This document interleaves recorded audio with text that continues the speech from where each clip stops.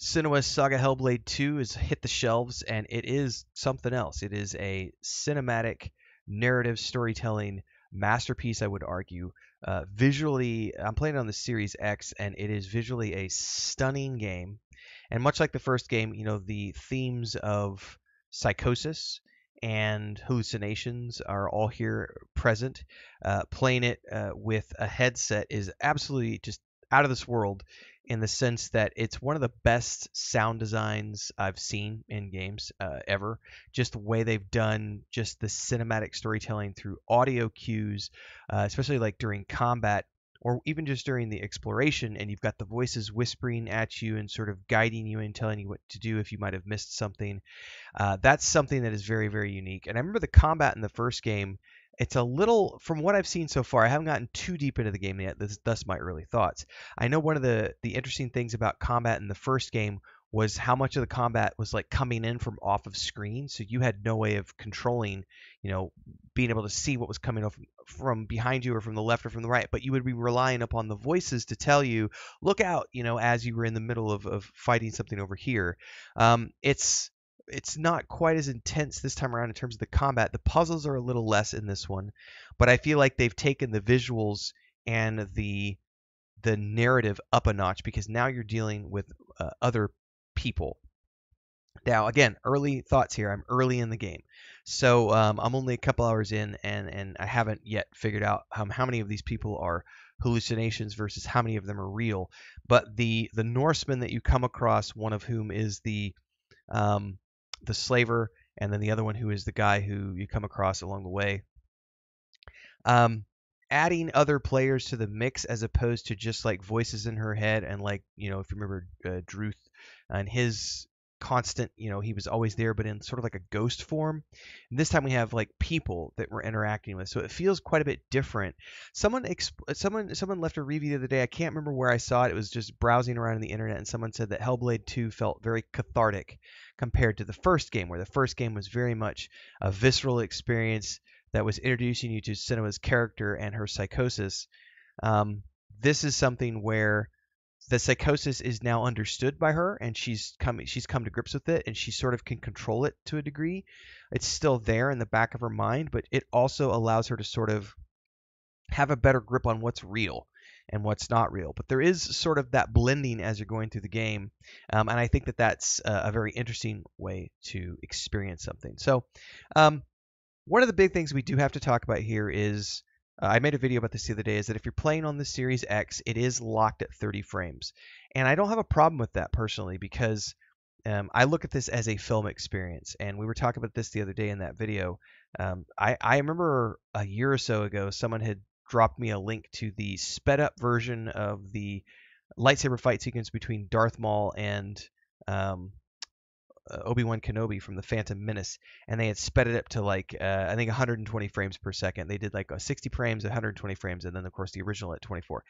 And it was the most horrific, atrocious looking thing at higher frame rates because it wasn't meant to be experienced in a higher frame rate. It was meant to be experienced in that cinematic style, that 24 frames. And that's something where they've attempted to capture that on at least on the consoles.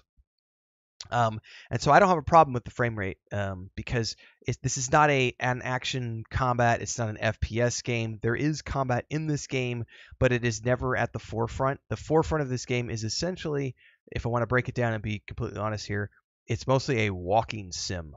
It's a walking simulator with lots of audio, visual, hallucinatory elements going on, and storytelling, cutscenes, cinematics. And the combat does blend in occasionally, but the combat is never going to be at the forefront. So for me, I don't really care about this needing. It doesn't need to have 60, 120, 240. So I'm never going to be one of those people who complains about the fact that it's locked at 30 on the consoles because it doesn't matter to me because I understand what it is. It's a cinematic vehicle. It's not an action vehicle. Now outside of that though is the length of the game. I have not completed it, so I can't tell you how long it's going to take me. I know that the estimate that the publisher gave, that the developer gave, was 8 to 10 hours. Most people who have been finishing the game have been finishing it in 5 to 6 hours, leading to a lot of criticism that a game that is charging $50 should be way longer than 5 hours. That's a tricky one for me because I'm playing it on Game Pass, so I didn't have to spend $50 on it. I have a Game Pass Ultimate subscription that I've had for years, and so this was a Game Pass deal for me. But for people who are expected to pay $50 for 5 hours, yeah, that's a hard pill to swallow, and I get it. I've been very vocal about that on my channel for years that I generally don't want to spend more than $40 on something unless I know that I'm going to get at least 40 hours of entertainment out of it.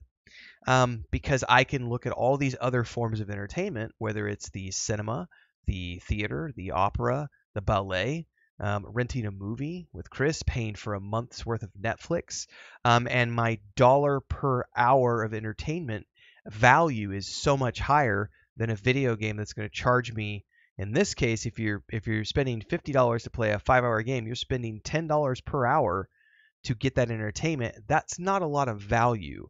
And some people will say, well, it doesn't matter the length, it's all about the quality of the experience. That's there is some validity to that argument, but it's not an objective point of view. That's a very much a subjective point of view. The objective point of view here would be to say, quick commercial break, everyone, to celebrate and give thanks to all of these amazing people who keep me on the air full time. Really appreciate the support.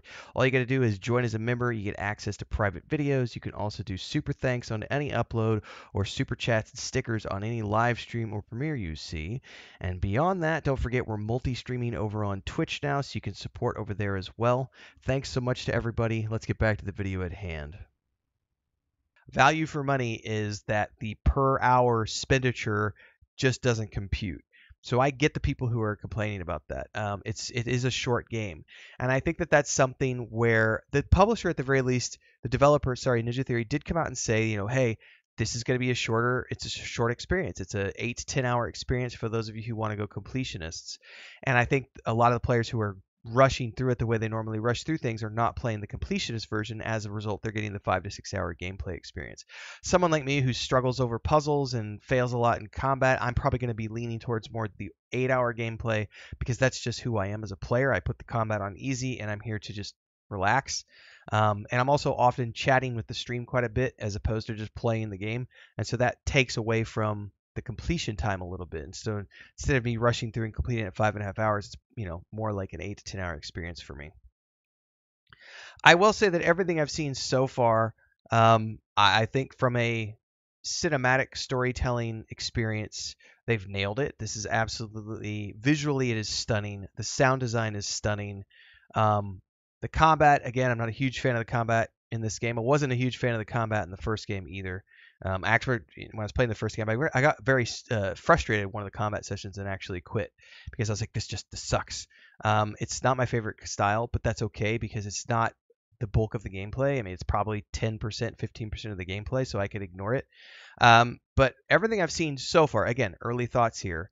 I'm enjoying my experience while also recognizing the criticisms about the length of the game and the fact that some people just don't want to play it unless they're going to get 40 hours of gameplay out of something. I get it. I totally get it because I'm that same way. And if I'm being honest, if it weren't for the fact that it was on Game Pass, I probably would not have played this game because you're not going to see me going out there and spending $50 on something unless I know that I'm going to be getting an equivalent amount of gameplay. So it's fun, but I recognize the criticisms and I think that those are legitimate.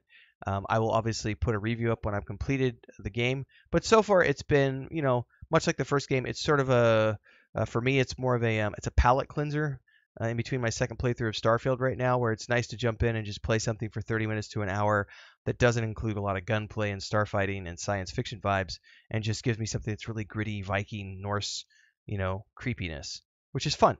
Anyway, those are my early thoughts. Let me know your thoughts down below in the comments. Like, subscribe, hit the bell icon so you never miss an update. Don't forget daily streams here and on Twitch, and I'll see everybody in the next one. Stay safe.